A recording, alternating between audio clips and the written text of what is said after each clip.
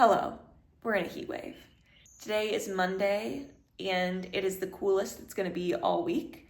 It is 33 degrees Celsius, which is about 91 Fahrenheit. And the thing about Europe, like outside of Southern Europe, AC is not a thing here. For the rest of the week until Sunday, it's gonna crawl up to like 37, 38, which is about 100 degrees. And it's gonna just be like that all week. We're gonna go to a movie this evening. We're gonna go see Scary Movie 6 to do something that is inside. The movie theaters here don't have AC, but just because it's dark, it'll stay a little cooler, hopefully. What else? Tomorrow is Duke's Day, so it's this big celebration celebrating the Duke and Duchess of Luxembourg, and everyone has the day off of work and school, and the whole city kind of turns into a party. And festivities start this afternoon/evening. So after the movie, we're gonna go into town and see what the vibe is. And then at 11 o'clock, there's this huge fireworks display that goes on for 17 minutes. So we're gonna go watch that. And besides that, the plan is just to kind of move as little as possible and work and read. So last night I started The Murder Game by Tom Hindle. It seems like a very straightforward murder mystery. It says, 1 house, 9 guests, endless motives for murder. Guests assemble at Hamlet Hall for a New Year's Eve party to remember. They are to take part in a murder mystery game with a 1920s twist, and everyone has their own part to play. But the evening has barely begun when one guest is found dead, killed by an injury to the head. Someone is playing by their own rules, and in a close-knit community, old rivalries run deep. So the chapters are really short, and I only made it like 2 chapters in last night. I was just kind of getting a feel for it.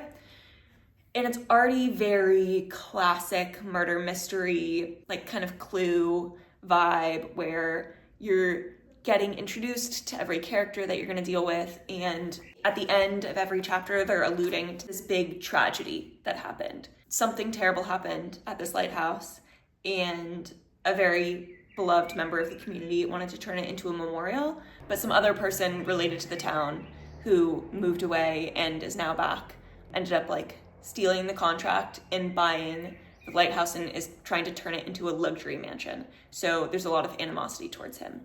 In each chapter, you get introduced to one character for like a few pages. You learn a little bit about them, who they are, what their role in the community is, and then their feelings towards this tragedy that happened at the lighthouse that we don't know about.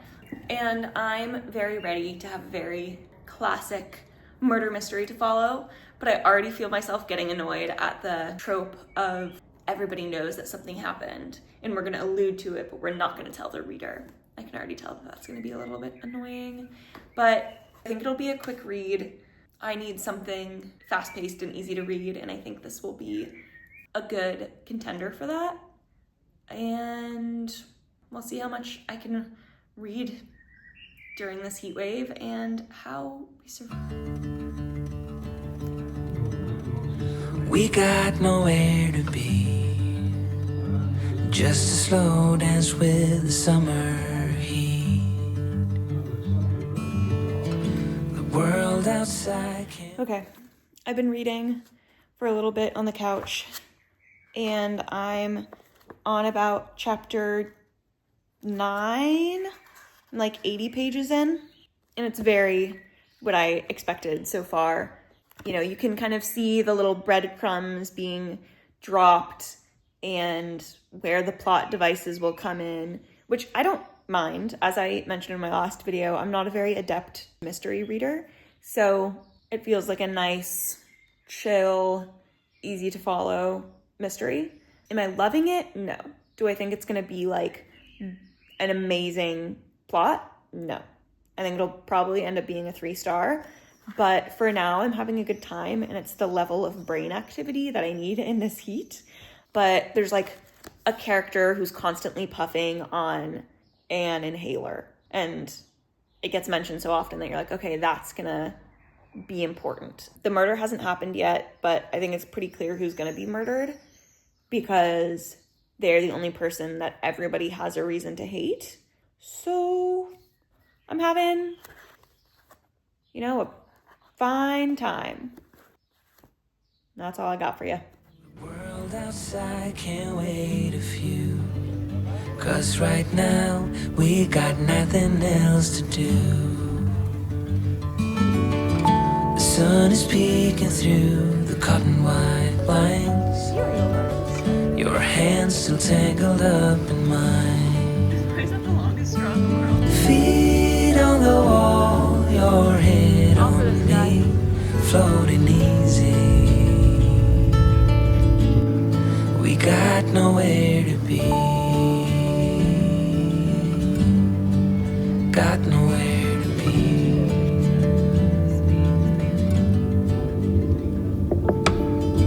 Your hair's a mess, but you don't mind. You just laugh, let it fall where it lies. Coffee's cold, but we take a sip, talk about nothing. Let the morning slip. Oh, it feels like that, like summer air through window cracks. Oh, it feels like that, like summer sun on quiet tracks. Oh, it feels like that, like the summer rain that falls so slowly on. Hi, I'm in the kitchen, so it might be a little bit echoey because my partner is obsessed with Clarkson's Farm right now. So I've been in there this morning reading while he watches because it's Duke's Day, so he has the day off. But I wanted to give you an update, so I'm in the kitchen.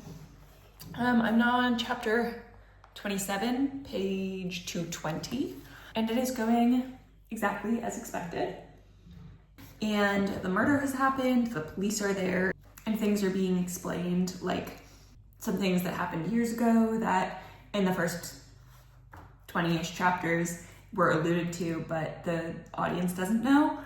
So now we're getting some explanation of that. It's a locked room mystery, but I think there's gonna be extraneous circumstances, like maybe not that someone else was there, but just that something went unnoticed. Well, obviously.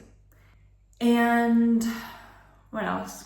Nothing really. I think I'm gonna finish this in like next hour, and then I'll work a little bit more, and then we'll head out.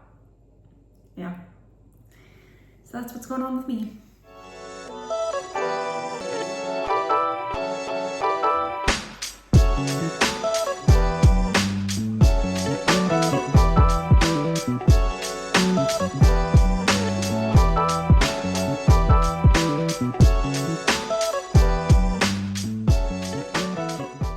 I'm back in the kitchen because I knew there was a certain character that would be more important than was led on, and like certain details about them were mentioned, and I was like, that's gonna be important. And then a mystery person was mentioned later, like in passing, and that same detail was mentioned, and I'm like, duh. I want to see how it all wraps up and what all the connections were, but I think it's all pretty obvious. I don't feel like it's like a particularly well-written murder mystery or shocking or whatever, but I'm intrigued enough to keep reading and to finish it. If it was not such a quick read, I probably wouldn't. I'd probably just look up spoilers. But I'm almost done with it, so I'm just gonna finish. I knew it. This is so dumb.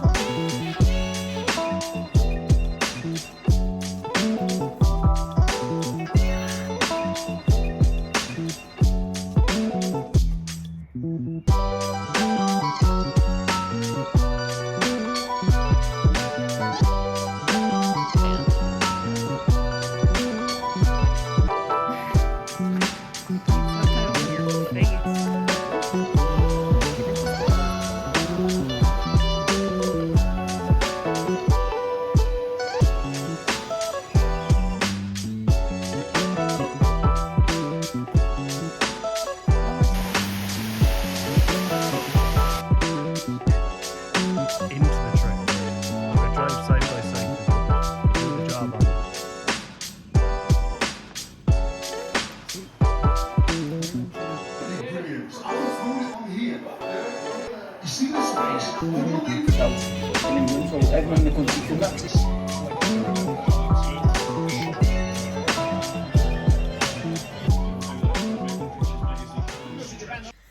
once again in the kitchen, hiding from the heat.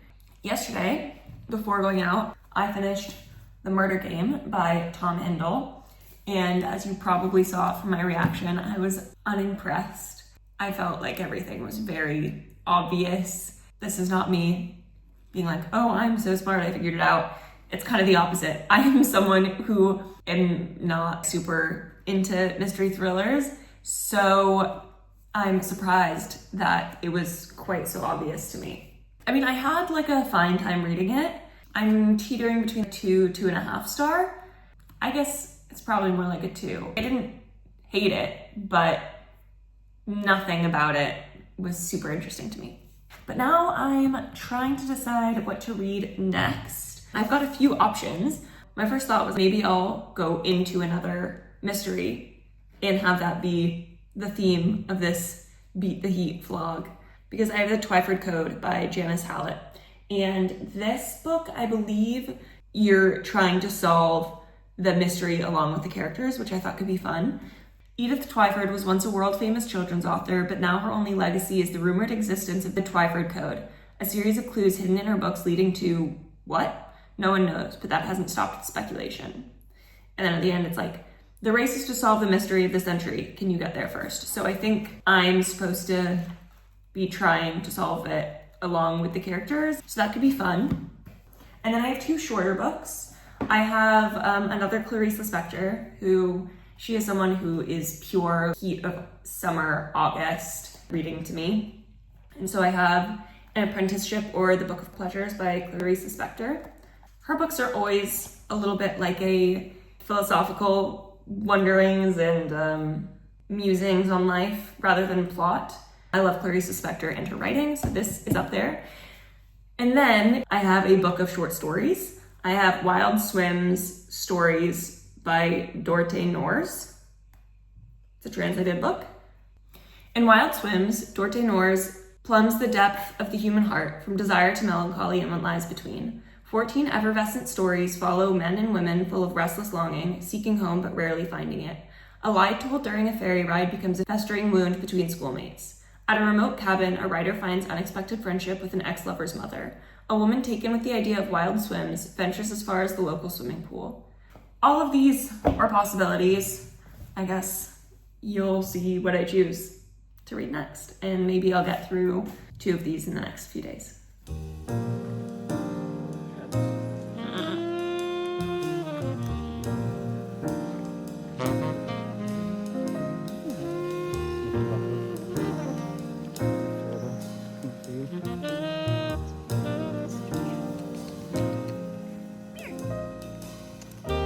Mariner Books and Harper Audio present Everyone in My Family Has Killed Someone by Benjamin Stevenson. 1. The criminal must be someone mentioned in the early part of the story, but must not be anyone whose thoughts the reader has been allowed to follow. Yesterday I lied to you. I didn't end up actually reading any of the books I showed you. I started an audiobook. It is a whopping 96 today. And today I've been working and have been continuing to listen to my audiobook. And now I'm about 75% of the way done with Everyone in My Family Has Killed Someone. It kind of makes fun of its own tropes because the author is a writer, not of mysteries. He's not like a mystery author, but he writes how to write mystery novels, books. The story is about this guy, Ernest, and he's at a family reunion, and it's the first time his whole family is going to be together in many, many years. Each chapter is broken down into a character. So there's my mother, my brother, my sister-in-law, my stepsister, my uncle, and every chapter is about how one of the members of his family has killed someone. Some of them are murder, some of them are accidental, some of them are unexpected, but that's the whole structure of the book. This family reunion is classically in a ski chalet that gets snowed in, and there's been a murder at this ski chalet Some people don't believe it's murder, some people think it's natural causes, some people think it's a serial killer, and some people think it's someone specifically targeting their family. Throughout the book, you go back and forth between the past timeline and the present timeline, learning about each member of the family and how they've killed someone and how that relates to the current mystery that's going on. I've heard of this as kind of like a funny, lighthearted murder mystery, and there are definitely some bits that are a lot more sad and serious than I expected, but I'm having a really good time. I'm, as I said, 75% of the way through now, so I am gonna keep listening. And I don't know if you're anything like me, but when it's really hot out, I cannot bring myself to eat a hot meal. So we've been having a lot of smoothies, potato salad, cereal, and yesterday I bought all the materials for summer rolls, like fresh rice paper rolls. So I used to make these all the time when I lived in Australia. So I'm gonna try to make these and keep listening to my audiobook. Although I ran out of Spotify listening hours, so I am poaching my partner's. She is very kindly allowing me to use the Spotify listening hours. So yeah, that's my plan.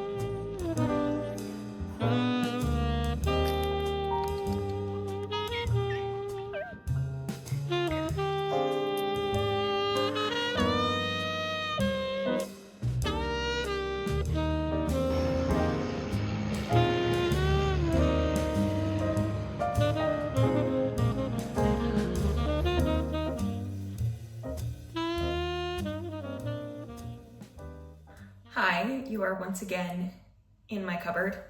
I'm wearing a shirt, I promise.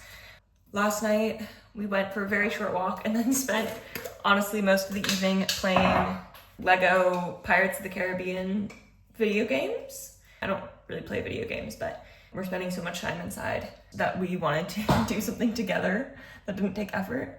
And growing up, me and my best friend Jake would play the Lego Star Wars when we would get computer time growing up.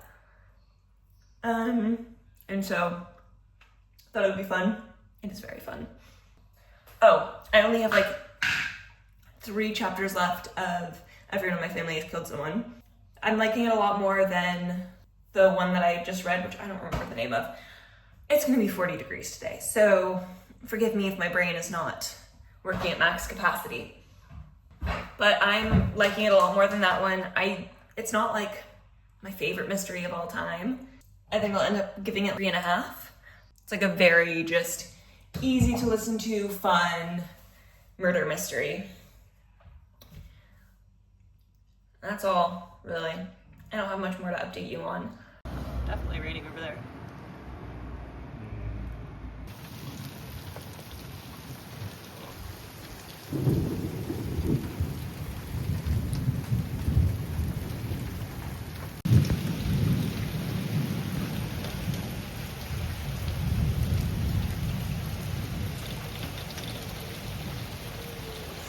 The heat wave is over, which you can probably tell by the fact that I'm wearing a sweater. It is 25 degrees, which is like high 70s, so it's still a little too warm to be wearing a sweater, but I was just excited to be cozy. Yesterday it was still quite hot and I didn't film anything. I'm just making a nice matcha right now. I did finish Everyone in My Family Has Killed Someone, and the ending surprised me in a good way, and I ended up giving it 4 stars. When you look back on it, everything the author says is relevant, and he tells you that in the structure. He's talking to you from the future because you know he's writing a book about his experience, and he doesn't hide anything from you. There are no cheap twists where he's intentionally misleading you. It's still surprising because you don't expect what he's talking about to come back around in the way that it does. But from the very beginning, he says, I am a reliable narrator. You can trust me and I won't lie to you. And I liked that attitude from the narrator because I do feel like a lot of times in mysteries, they're trying to mislead you instead of setting something up so cleverly that even if they're 100% truthful, you still won't exactly know what to expect. So I thought it was a sign of really good plotting and writing that the author is truthful and is reliable and could still shock me. On a side note, I'm making an iced matcha and all I have is hazelnut milk and it tastes very strong, so I'm not 100% sure how this is going to turn out because I feel like hazelnut matcha might be weird, but maybe it'll be good. So I guess we will see. Something else I liked about the book is that because he's telling it from the future, you know that things will be okay. And so as an anxious girl, it made me less anxious to read because sometimes, depending on my headspace, if I read a mystery or thriller, I just get anxious. And the structure of this book really helped that not be an issue. There are a few reasons that it's not a 5-star. The humor didn't 100% hit for me. There were parts that were funny and I liked the tongue-in-cheek way that the narrator spoke, but it wasn't my perfect brand of humor. And on top of that, there was like a romance that felt a little unnecessary. Overall, it just didn't give me a 5-star feeling, although I did really enjoy it and I would highly recommend this. While that airplane passes, I'm gonna use it as an opportunity to try my hazelnut matcha.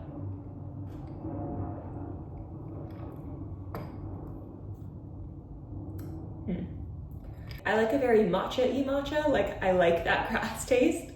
So I do feel like the flavor is overwhelmed by the hazelnut, but it's not bad. Anyway though, I'm also 50% into Weavingshaw. It's not as much of a typical murder mystery, but there is a mystery and there are like ghosts and murders. So I'm counting it as on theme for this vlog. Weavingshaw is about this girl. I don't remember her name. She's kind of alone in the world besides her brother. Her mother is dead, her father is in prison, and she feels responsibility toward her younger brother who is ill. She can't afford the medication to save his life, so she goes to the Silent Saint, which is like this saint kind of demon person who gives money or gifts in exchange for secrets.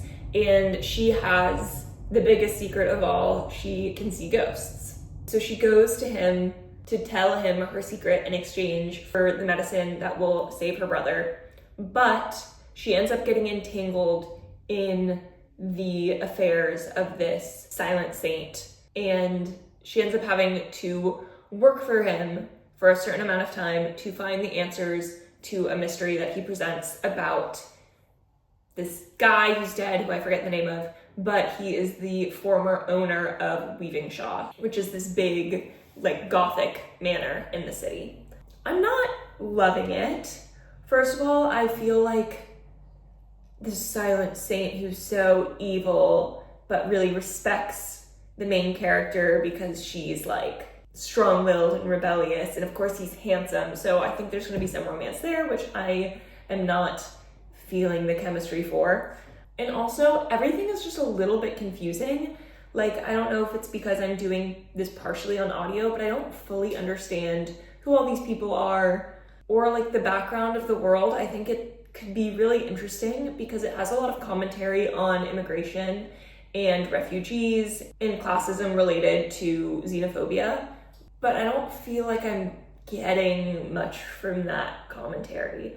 I do really love the idea of a manor or a house kind of as its own entity. It's giving very like Manderley vibes from Rebecca, and it's just has a very classic gothic feel, which I enjoy. I just don't think that I'm really enjoying the direction of the mystery or the story. So although the heat wave is over and we have survived, this vlog will continue until I finish this book, which hopefully will be like the end of the day or tomorrow.